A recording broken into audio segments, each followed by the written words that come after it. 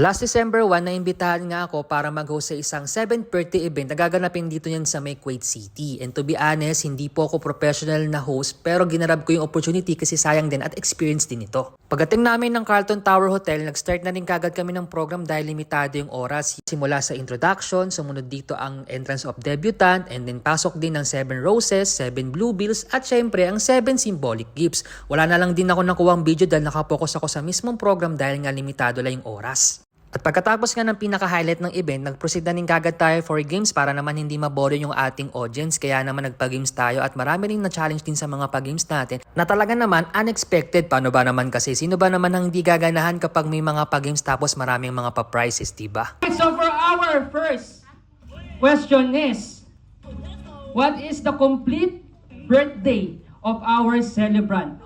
At bago sila sumagot, kailangan mo na lang sumayaw dahil yan ang twist. At sa dinami-dami ng